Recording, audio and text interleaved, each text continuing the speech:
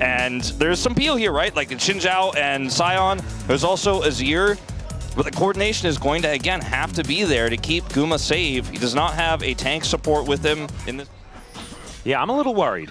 Also a little bit worried about this fight that is starting to break out. 4 versus 4 in the river as they just dive on top of Pyosik. He flashes out of the way though as Kanavi is now the one in trouble. Can Pyosik actually escape? The answer is no as Gumayusi picks up first blood. Kanavi likely to go down now though as Dokdom collects one for himself. The barrier is going to be used here as Peter with a great pulverizing closer will be able to take down Guma. Flash out there as Zeka gets him to safety, but a 1 for 2 in favor of DNS. The ones to pull the trigger first were DNS, and that gave him a huge inherent advantage at the beginning of that fight. Level 6 gain, Shockwave now available for closer. It should mean that DNS are able to grab themselves this first dragon, especially with Peter clearing out all of the vision. So DNS actually just going from strength to strength in this game, looking to reach about a 1,000 gold lead, and a great start in this game with compositions that are pretty evenly matched as we wait till later on in the game, right? Like the carry potential of both an Orianna and a Sivir certainly skyrocket as the game goes on. Closer is doing just that. It's kind of naturally pulling up a significant gold lead here. He picked up a kill in that earlier skirmish, so he's just going to continue to maintain a lot of prio in this lane, as we do have a bit of a maybe contest here, late TP. Yeah, there's a pulverize onto 2 here as Peter makes his way forward. Crescent Guard comes down though as a Cataclysm to bring Pyosik back in as Dudu is coming on over, but Zeka's gonna get here first. Closer making his way in as well. Can he find it as, okay, there is one of them as Shockwave hits onto 2 DNS. Throw down the Wombo combo and grab a couple of kills. Right now is what it looks like, Atlas. Yeah, that's, you know, and that's balance in all things. That's how it's supposed to be. It's all right. We're knocking each other up here between the 2 supports, but a headbutt back onto Delight. And he is just food for Dokdom. What is going on? He is ended up getting caught there in the river where there is an immaculate amount of vision. Yeah. In this dragon. And or around this dragon. That's a free double dragon to come on through as well. And with an Infernal Soul on the rift. With Sivir. Oh dear. And with Orianna? Yeah, that actually almost sick. happened, I think, but he did not quite have it in time. Man, I want him to flash so that he can do that again. Double pulverize to come through here from Peter. But no one there to really do too much about it. Flag damage there from Pyosik as now Kanavi's going in. Surprise. As now Dokdom on the hunt, looking for a bit of an angle here, but there's the flash in. The quickness onto 3. Empress Divide onto all of them. And it's Gumayusi that's wiping the floor with DNS. Flashes for everyone. But Kanavi should be able to finish off Pyosik, and HLE on the board in a big way. Yeah, they certainly deleted a lot of that massive gold lead that DNS were putting together with this one. I think they might, if they can identify. I mean, look, there's no Varus ult, there's no Delight ult here. The problem is Closer can't get in.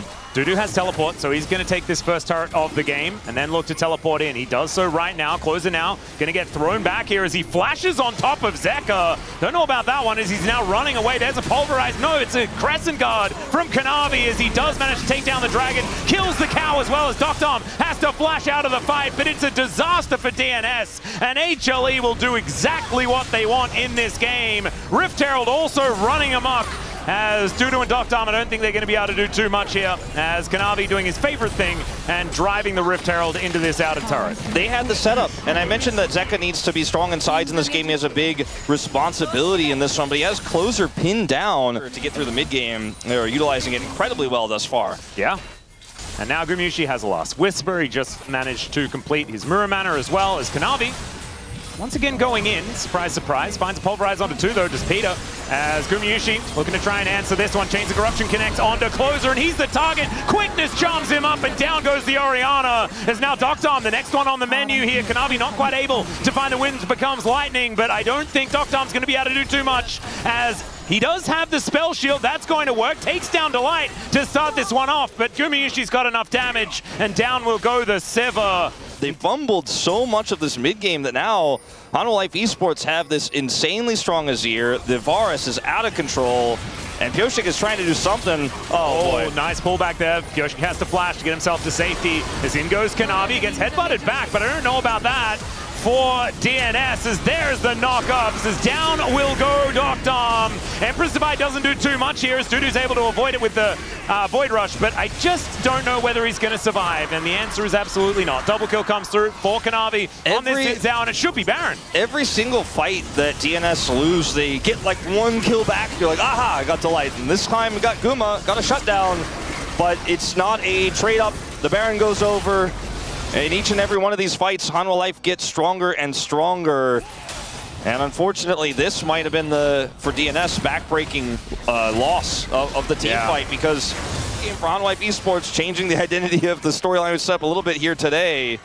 Well, let's see whether HLE can hold on to this Dragon here. As Kanavi and Delight, the only ones really in the area, as Zeka does blast going his way over. There's the quickness into the backline. They look for closer, and there's the Chains of Corruption from Gumayusi. Hail of Arrow is going to help Zeka take this one down, as Peter with the Unbreakable Will trying to keep himself alive. A massive knockup from Dudu, though, as he takes out Zeka. He's still at full health, but so is HLE as they look to chase down DNS. Doctom does have a big old shield with the barrier. Now Zeus looking to hold him down, but the Q isn't going to land, and Gumayusi is still firing the shots. Dudu's trying to take out the Scion here, and he's not going to be able to get through the shield. Doctom trying to get away, and he should be able to do so here as he gets out of the brush. Wanted to actually try and kill Gumayusi here, as Dudu, I don't think he's going to be able to seek this prey, as the Dragon's still up, ladies and gentlemen. After this as well, trying to look for Guma. It does not pan out, but it was so close. See, he goes in the brush here, wants to get that damage on the Q return. It's almost enough, but Dudu cannot get the gap closed there. Yeah, it doesn't quite work. Really double means that this next Dragon is not Infernal Soul for Hanwha Life Esports. So DNS could opt to try to just buy some additional time for that IE to come through. But it is a pretty tough margin, I think. And all the stats you get from triple Infernal Dragon is going to really add up anyways if you give that Dragon over. They defend the Baron, like Hanwha Life Esports wanted to trap them there. They set up all that vision, but DNS just farmed and played slow, but played defensively and prevented Hanwha from starting it. They'll have to give the Dragon up, and that's so painful. Yeah. But there is still a chance. Back to Zeus now pushing in towards this bottom side. It's Closer that goes over to try and answer, because he's the one that still has that teleport available, but Zeus should be able to take this out of inner turret, pretty comfortably. They did ultimately, you know, make that swap I was talking about because of the teleport situation, but it means that exactly what's going to happen. They need to send Scion up there. He is coming over. Doctom has to run as fast as he can back to this fight. Maybe he has to ult to get himself over here, as Kanavi going for the engage onto Dudu. Peter finding the pulverize onto Zeka in the backline, is now Closer throws out the shockwave, but it's onto Zeka, who had already gone into stasis, and they take down the counter, start this one off. Zeus is tanking so well, but Doctom with these 4 items complete is terrifying. Boomerang is, Pyoshik not quite hitting the Cataclysm, but there's the knockup from Dudu, who gets into the backline to take down Zeka, but there is Doctom falling as well. Gumayusi doing so much damage in this fight. Double knockup once again, as Closer is the one that needs to stay alive, but he doesn't.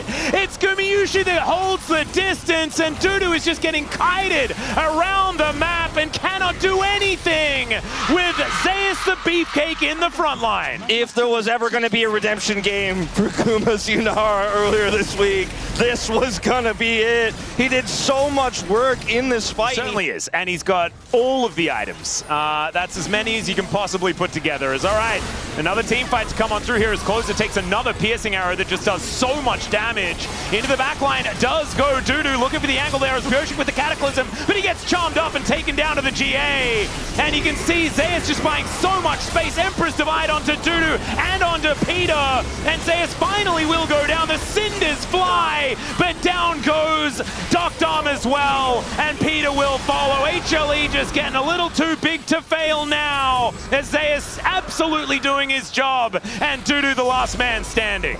And of course, Kuma gets the objective with that massive damage. I don't even remember what that item is called. I'm looking it up right now. Bastion Breaker.